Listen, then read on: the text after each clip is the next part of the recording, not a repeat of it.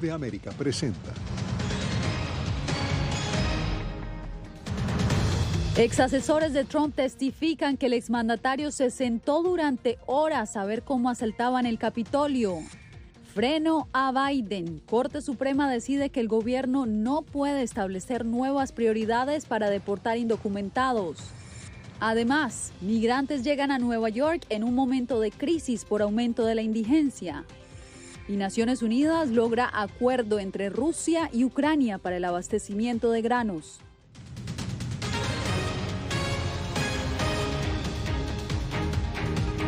¿Qué tal? Les doy la bienvenida al Mundo al Día. Comenzamos las noticias con las reacciones que han generado los testimonios de dos exasesores del entonces presidente Donald Trump en una audiencia frente al Comité Legislativo que investiga el ataque al Capitolio del 6 de enero del 2021.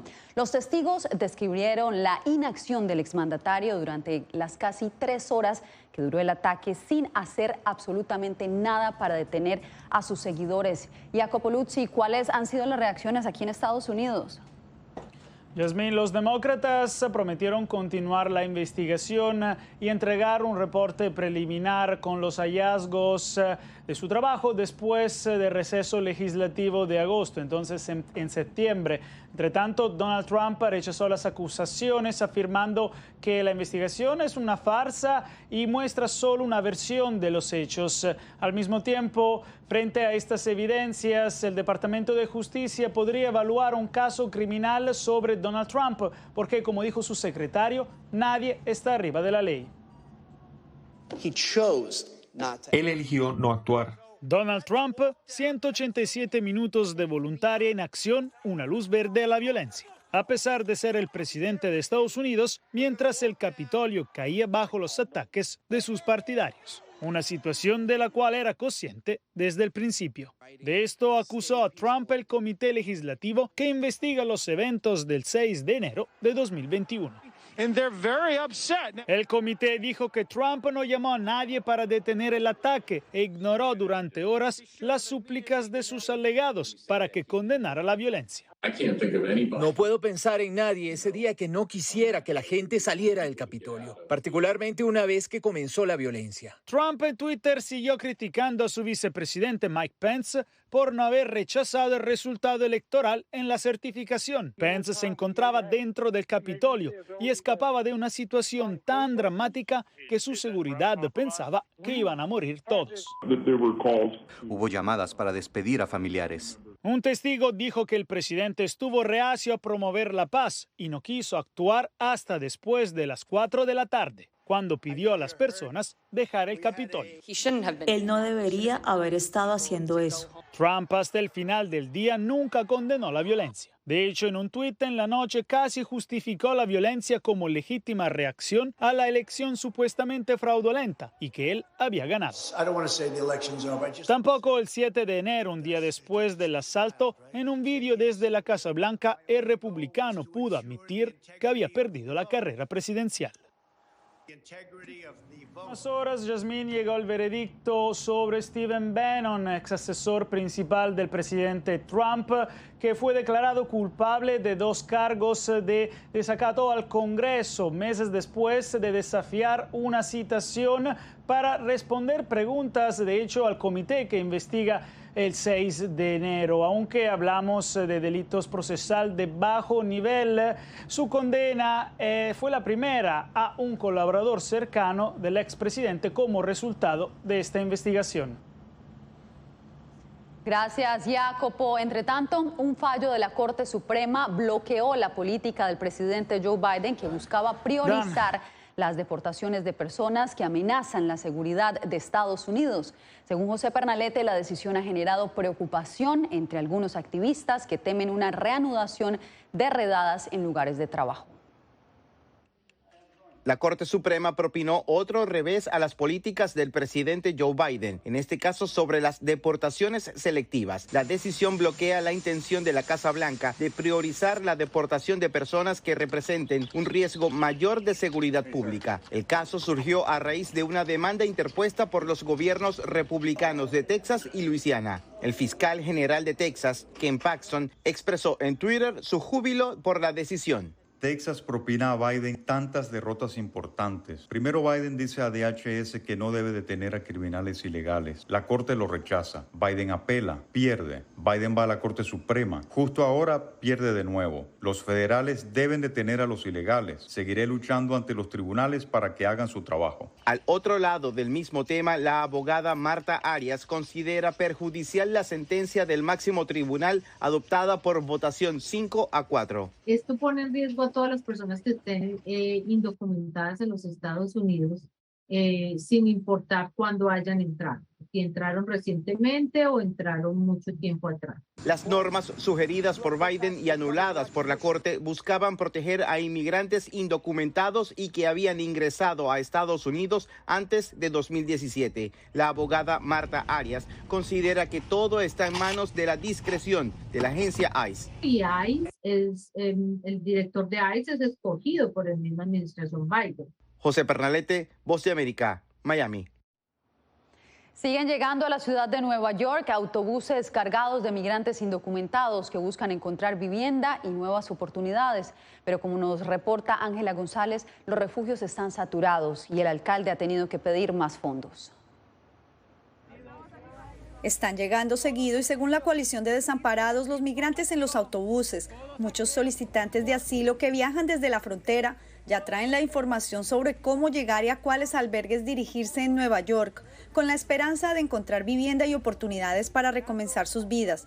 Pero sus ilusiones se tropiezan con refugios sin camas, sin suficiente personal que hable español y sobrepoblados en un 12% más que en marzo pasado. Algunas familias se están hospedando en el albergue de ingreso porque no hay camas para ellos. Más de 2.800 solicitantes de asilo ya se han registrado en el sistema de refugios de Nueva York y al menos 4 familias habrían esperado por largas filas en medio de una ola de calor, sin suficiente comida y sin poder ser ubicadas tan rápido como exige la ley, según denunció la Coalición para los Desamparados. La administración del alcalde Eric Adams criticó a los gobiernos de Texas y Arizona por deshacerse de los inmigrantes y ha pedido ayuda urgente al gobierno federal. Estos estados están enviando personas a Nueva York sin ningún tipo de comunicación o coordinación. Es un hecho, como es un hecho que no estamos recibiendo ningún dólar por esta nueva responsabilidad. Este habitante de la calle nos dice que llegó hoy al refugio para hombres de Bellevue y que vio al menos a 15 inmigrantes. La ley del estado de Nueva York requiere que cualquier familia que se presente en un refugio antes de las 10 de la noche sea ubicada en una cama antes de las 4 de la mañana. Ángela González, Voz de América, Nueva York. El aumento de la migración irregular ha motivado la creación de una campaña llamada Conoce mi historia, la cual recoge testimonios reales de quienes han sido deportados desde Estados Unidos a Guatemala. Se siente muy cerca la muerte.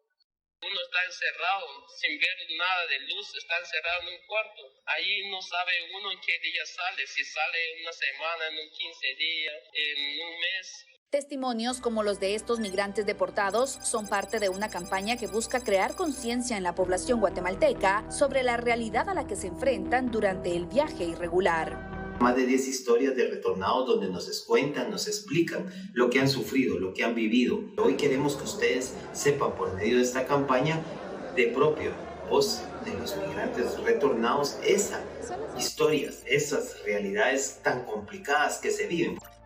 A mí me pasaron al desierto y me dejaron tirada y luego unos niños menores regresaron por mí, así fue como me salvé.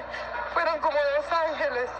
Nos llevaron a una bodega donde nos quitaron todo el dinero y pasamos 3 días sin comer. Mientras, se mantiene un promedio de 2 o 3 vuelos diarios con guatemaltecos deportados. Hemos tenido 56.349 guatemaltecos que han retornado vía aérea y vía terrestre. La campaña es publicada a través de las redes sociales del Instituto Guatemalteco de Migración y pretende dar a conocer los riesgos e implicaciones que conlleva migrar sin cumplir con los requisitos y leyes migratorias vigentes. Eugenia Sagastume, Voz de América, Guatemala. Ucrania y Rusia lograron un acuerdo fundamental para salvar la seguridad alimenticia del planeta, amenazada por la guerra entre ambas naciones. Vamos con Celia Mendoza, quien nos tiene más detalles desde la sede de la ONU. Celia, ¿en qué consiste este acuerdo? Básicamente se están levantando las restricciones en los puertos del Mar Negro. Esto significa que de inmediato tendrán la posibilidad de empezar a transportar grano, no solamente de Ucrania, pero también en este contexto el secretario general ha firmado un acuerdo directamente con Rusia para que se evite que las sanciones puedan impedir que ellos vendan fertilizantes y granos, algo que podría entrar dentro de esta nueva perspectiva en medio de la guerra. Hoy se prende un faro en el Mar Negro, un faro de esperanza, un faro. Rusia y Ucrania firmaron este viernes en Estambul un acuerdo para reabrir los puertos ucranianos en el Mar Negro, lo que permitirá la exportación de granos. El anuncio se da 2 meses después del inicio de las negociaciones mediadas por Naciones Unidas y Turquía. Ustedes han superado los obstáculos y han dejado de lado sus diferencias para allanar el camino de una iniciativa que servirá a los intereses comunes de todos. Promover el bienestar de la humanidad ha sido el motor de estas conversaciones. La pregunta no ha sido qué es bueno para un lado o el otro. El enfoque ha estado en qué es lo que más importa para la gente de nuestro planeta. El secretario general de la ONU, Antonio Guterres, firmó acuerdos separados con el ministro de Infraestructura de Ucrania, Oleksandr Kubrakov, y el ministro de Defensa ruso, Sergei Shoigu, en relación al transporte seguro del grano, y uno más con Rusia que incluye garantías debido a las sanciones contra Rusia para la comercialización de su grano y fertilizantes. Me gustaría aprovechar esta oportunidad para agradecer al señor Putin y al señor Zelensky por su liderazgo. Todos sabemos que no habrá perdedores en una paz justa. Deseo sinceramente que este paso conjunto que estamos dando hoy en Estambul con los representantes de Rusia y Ucrania sea un nuevo punto de inflexión que reviva la esperanza de paz. No importa cómo se desarrollen las cosas en el terreno, la guerra finalmente terminará en la mesa de negociaciones. Naciones Unidas establecerá un centro de coordinación en Estambul. Desde allí se coordinará el transporte del grano, que se espera sea por lo menos 22 millones de toneladas de grano ucraniano, que hasta el momento se ha mantenido estancado en los puertos del Mar Negro. Te agradezco, Celia, por el reporte. Y usted no se mueva. Al regresar, autoridades mexicanas extreman medidas de seguridad tras la captura de Rafael Caro Quintero.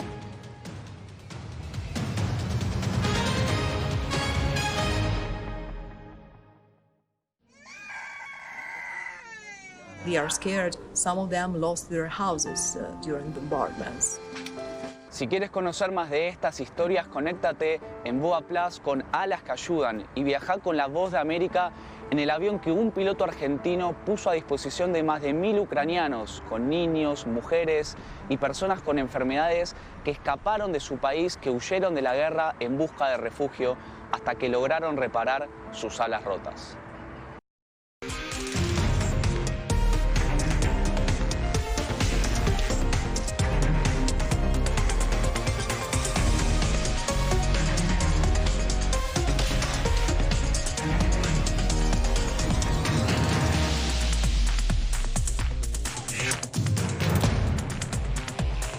Venezuela 360, cada semana por La Voz de América. ¿Qué tal? Desde Washington comienzan las noticias en El Mundo al Día. Día a día, desde la capital de Estados Unidos y donde se producen las noticias que más te impactan. El objetivo es llegar al otro lado de la frontera para pedir asilo. La Voz de América te conecta con El Mundo al Día, los hechos más allá de la noticia, para que tomes decisiones bien informadas, en el lenguaje que quieres, donde quieras y como prefieras. Conéctate con El Mundo al Día. Actualidad. Nos vamos a ver otra cepa nueva y otra cepa nueva. Análisis. En realidad, mucha de esta gente va a quedar parada de nuevo y va a ser una tragedia humana. Debate. Dejen la obsesión. La obsesión la tienen ustedes. Con la información más allá de los titulares. El tema energético es algo que se está analizando. La inflación es un problema global. 30 y 50 metros están ya las tropas. Su respuesta, doctor. Todas las semanas por La Voz de América.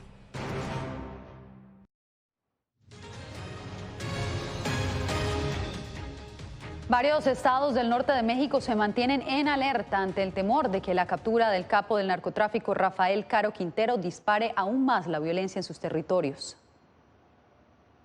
La captura de Rafael Caro Quintero en Sinaloa puso en alerta a las autoridades en Baja California. Siempre que se detiene a un generador de violencia y sobre todo a un líder, pues se espera un reacomodo entre los cárteles.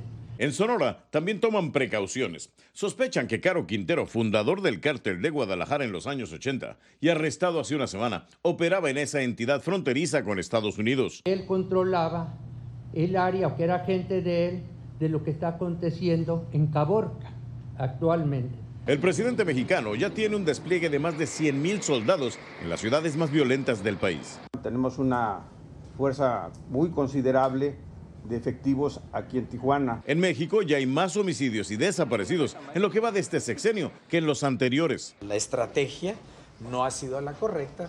Genaro de la Torre encabeza el Comité Ciudadano de Seguridad Pública en Tijuana, municipio que registra más de 1,000 asesinatos en lo que va del 2022. Tenemos una falta total de coordinación. Es triste también el pleito que se trae en político entre la gobernadora y la alcaldesa, y lo único que están haciendo es que se llevan entre las patas a los ciudadanos. A pesar de que Caro Quintero declaró que ya estaba retirado, las autoridades sospechan que mantenía un enfrentamiento con los hijos del Chapo Guzmán por el control del contrabando por Sonora y Arizona. Vicente Calderón, Voz de América, Tijuana, México. El presidente Joe Biden sigue recuperándose del COVID-19. Así lo informó este viernes su médico, el doctor Kevin O'Connor, quien dijo en una carta que Biden tuvo fiebre el jueves por la noche y que los síntomas del mandatario han mejorado, que sigue tomando medicamentos adicionales para tratar la tos y que la fiebre ya ha sido controlada. El presidente Biden, quien dio positivo al COVID-19 el jueves, es el segundo mandatario estadounidense en contagiarse y la persona de mayor edad en ocupar el cargo de presidente en este país. Más noticias. En un estudio reciente de la Universidad de Washington indica que quienes se han contagiado más de una vez con el COVID-19 corren más riesgos de padecer enfermedades a largo plazo y hasta de morir. Adriana Arévalo tiene los detalles. El estudio, realizado por la Escuela de Medicina de la Universidad de Washington y que incluyó 5.6 millones de personas que recibieron tratamiento por COVID-19, deja clara una realidad de la que muchos aún dudan. Aunque haya tenido COVID, cualquiera puede volver a contraer el virus. Si usted tuvo COVID una vez, no significa que no lo contraerá de nuevo. Eso está claro. Así que es importante que si está enfermo, se quede en casa, se haga la prueba casera y se aísle si sale positivo. El mismo estudio reporta que los pacientes que se infectan más de una vez corren el doble de riesgo de morir y las posibilidades de ser hospitalizados son 3 veces más altas.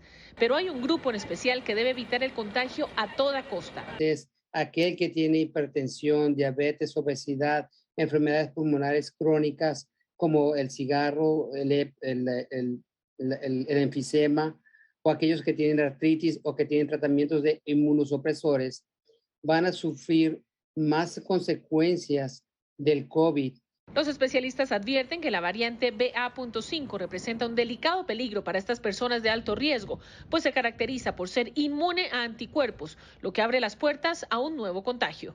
Adriana Arévalo, Voz de América, Las Vegas.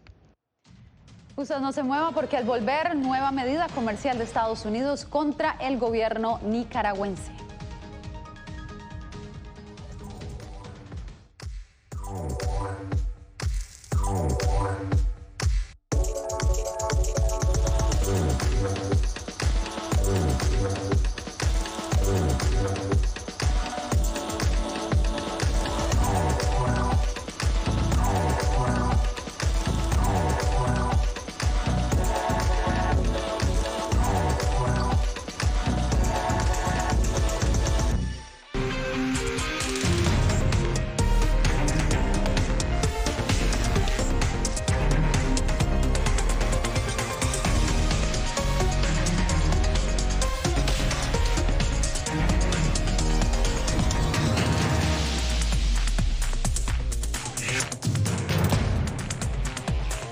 Venezuela 360, cada semana por La Voz de América. ¿Qué tal? Desde Washington comienzan las noticias en El Mundo al Día. Día a día, desde la capital de Estados Unidos y donde se producen las noticias que más te impactan. El objetivo es llegar al otro lado de la frontera para pedir asilo. La Voz de América te conecta con el mundo al día. Los hechos más allá de la noticia. Para que tomes decisiones bien informadas. En el lenguaje que quieres, donde quieras y como prefieras. Conéctate con El Mundo al Día. La Voz de América te invita a ser parte de nuestra familia a través de las redes sociales. Encuentra en tu muro las últimas noticias de tu país en su conexión con Estados Unidos, la región y el mundo. Historias que empoderan las voces latinoamericanas de política, economía, salud, actualidad, balanceadas y precisas. Únete a un equipo de origen hispanoamericano que trabaja para conectarte con los tuyos. Síguenos en Facebook y conviértete en protagonista de una historia que tú mismo ayudarás a construir.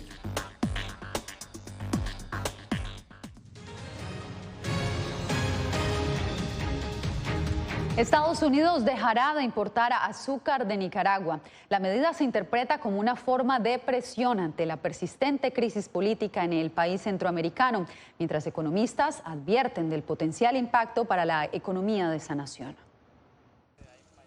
El azúcar es el cuarto producto de exportación nicaragüense según datos oficiales. Sin embargo, algunos economistas advierten que esa posición podría cambiar, luego que Estados Unidos excluyó a Nicaragua de sus importaciones de azúcar en el nuevo año fiscal.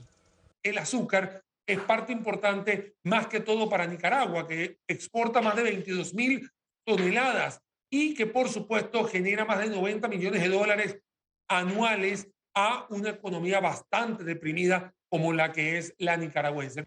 La opinión del economista Daniel Suchar coincide con la del Comité Nacional de Productores de Azúcar de Nicaragua, organización que informó que más de 800 productores y 4 ingenios azucareros se verán afectados. No obstante, la Asociación de Productores y Exportadores de Nicaragua, ligada al sector empresarial, dice que el golpe será menor. No es como que te va a impactar tan grandemente, porque acuérdate que la cuota de los Estados Unidos es pequeña. A pesar de las presiones de Estados Unidos, el sector empresarial asegura que las exportaciones crecerán al cierre del año. Con un incremento de un 14%, lo que estamos proyectando en este momento. Es decir, que nuevamente vamos a estar en una producción récord. Estados Unidos ha advertido que analiza la posibilidad de excluir a Nicaragua de su Tratado de Libre Comercio con Centroamérica, ante la falta de voluntad para resolver la situación política. Donaldo Hernández, Voz de América. En Brasil, una redada policial en una favela de Río de Janeiro dejó al menos 18 personas muertas. El ejército y la policía buscaban capturar a los sospechosos de una serie de robos en muchos barrios de Río de Janeiro. Según la Agencia Nacional de Noticias, se sospecha que esas personas han robado vehículos, bancos y hasta tiendas. La persecución terminó en violentos enfrentamientos que dejaron sin vida a 16 sospechosos, un soldado y un transeúnte. El año pasado, 28 personas murieron a causa de la violencia en las favelas de Río, la mayoría en enfrentamientos entre narcotraficantes y policías. Y en más noticias, aumenta la tensión en Bolivia tras el anuncio de protestas de varios sectores que rechazan la postergación del censo hasta el 2024. Fabiola Chambi nos trae el reporte.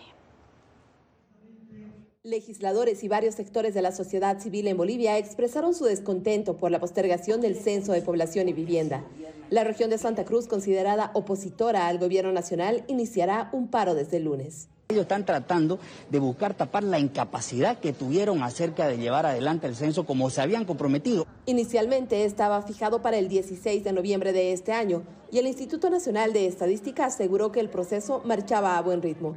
Pero luego el gobierno del presidente Luis Arce emitió un anuncio sorpresivo, proponiendo como la fecha de realización entre mayo y junio del 2024 y que la misma se efectuará en un fin de semana.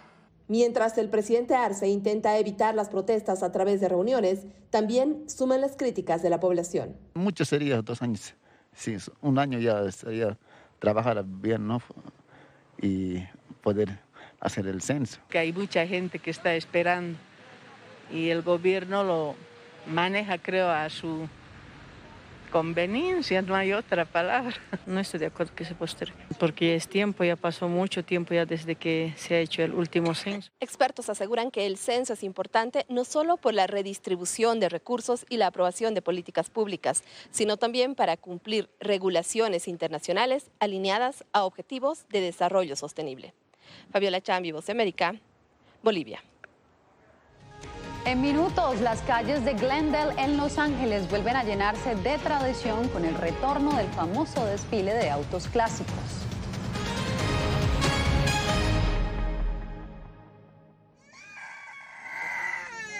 They are scared. Some of them lost their houses during bombardments. Si quieres conocer más de estas historias, conéctate en Boa Plus con Alas que Ayudan y viaja con la Voz de América en el avión que un piloto argentino puso a disposición de más de 1000 ucranianos, con niños, mujeres y personas con enfermedades que escaparon de su país, que huyeron de la guerra en busca de refugio hasta que lograron reparar sus alas rotas.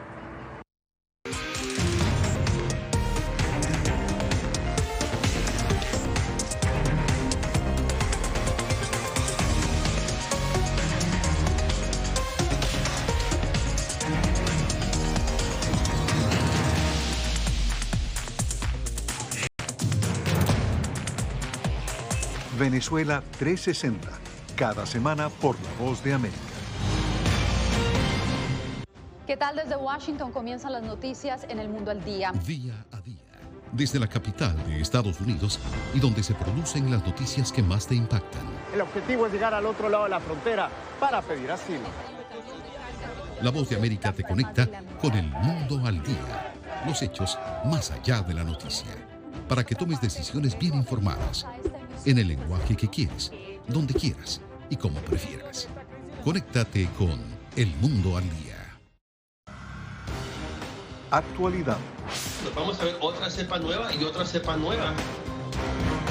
Análisis. En realidad, mucha de esta gente va a quedar parada de nuevo y va a ser una tragedia humana. Debate. Dejen la obsesión la tienen ustedes. Con la información más allá de los titulares. El tema energético es algo que se está analizando. La inflación es un problema global. 30 y 50 metros están ya las tropas. Su respuesta, doctor. Todas las semanas por La Voz de América.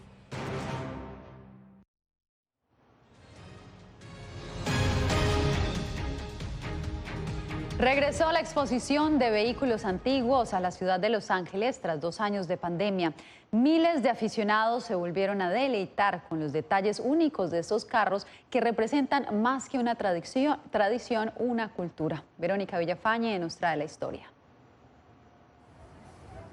Autos clásicos de todas las marcas, modelos y colores, algunos antiguos que datan más de 100 años, se exhiben cada año en Glendale, a 10 kilómetros del centro de Los Ángeles. El evento atrae a cientos de orgullosos dueños de un pedacito de historia automotriz, como Amador Treto, que hace casi 20 años tiene esta camioneta Chevy 52. Es única, pero sí, he batallado como 5 años para armarla.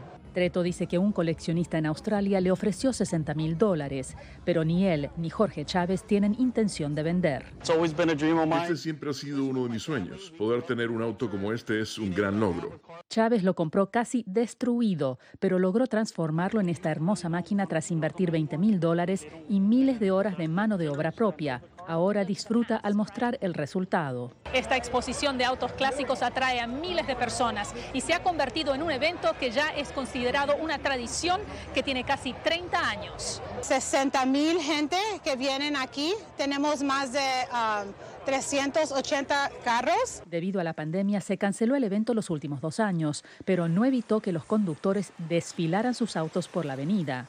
Este año regresaron los vehículos únicos, raros y modificados, y algunos con un especial significado, como el de Lona Aguirre. Representa mi cultura, la cultura mexicana del Día de los Muertos. Me recuerda a toda la gente que ha fallecido y la alegría y la felicidad que vivimos y me hace feliz compartir eso con todos. Verónica Villafañe, Voz de América, Glendale, California. Cientos de ciclistas profesionales se tomaron las calles de Santiago de Chile para celebrar el Día Mundial del BMX.